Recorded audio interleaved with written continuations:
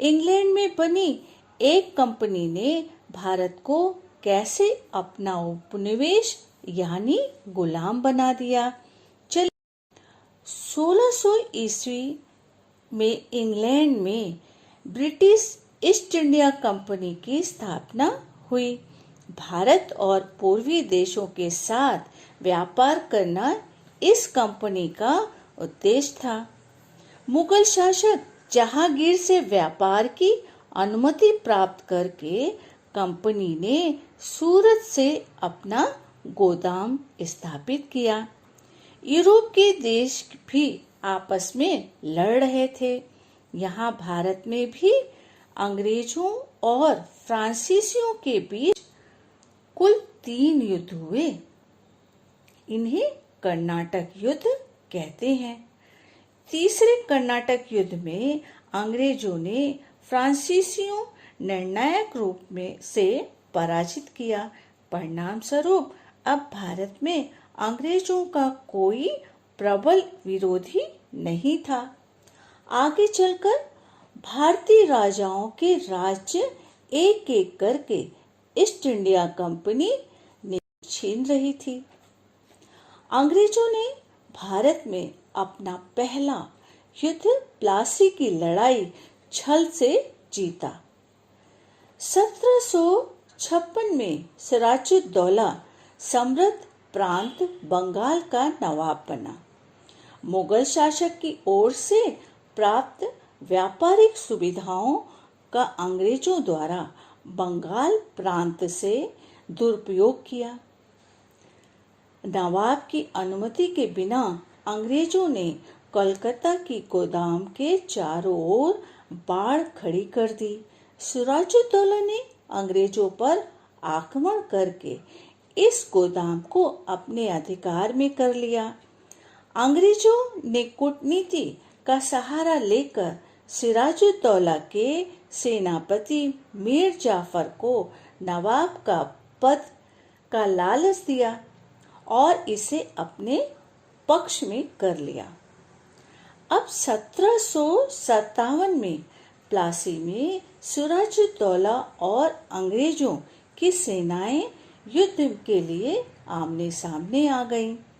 मीर जाफर के पास जो नवाब की सेना थी उससे युद्ध में भाग नहीं लिया, जिसके कारण सिराजुद्दौला की पराजय हुई।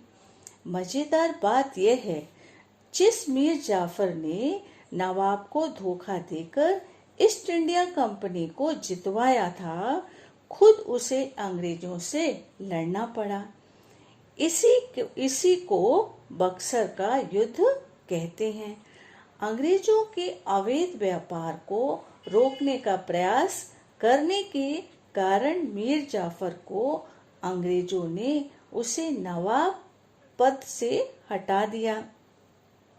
मीर कासिम ने अयोध्या के नवाब सिराजुद्दौला और मुगल शासक शाह आलम को मिलाकर संयुक्त रूप से अंग्रेजों के विरुद्ध अभियान चलाया।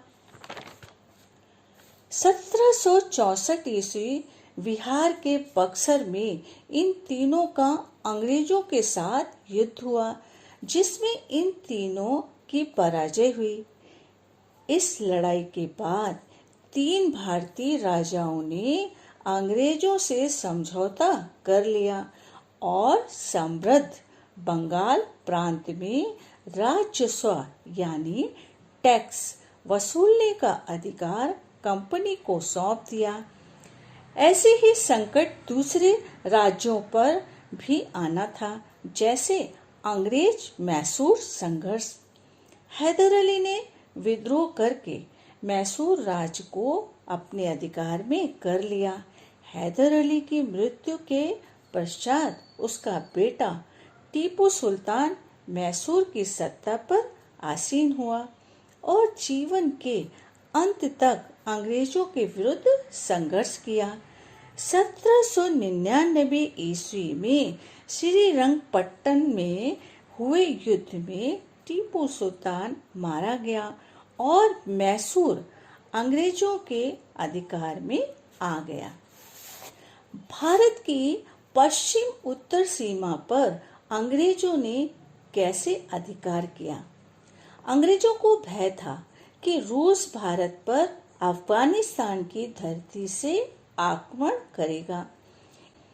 अंग्रेजों ने अफगानिस्तान पर अपना प्रभाव स्थापित करने का निर्णय लिया। अफगानिस्तान का मार्ग सिंध से होकर जाता था। सिंध को अपने अधिकार में कर लिया। अब देखिए बच्चों, सिख सत्ता 19वीं शताब्दी में रणजीत सिंह की मृत्यु के बाद उनका बेटा दिलीप सिंह पंजाब की गद्दी पर बैठा। दिलीप सिंह की ओर से उनकी मां रानी जिंदल पंजाब का शासन चलाने लगी। ये महसूस होने पर कि अंग्रेज पंजाब पर आक्रमण करेंगे, सिखों ने अंग्रेजों पर आक्रमण कर दिया। सिखों की पराजय हुई।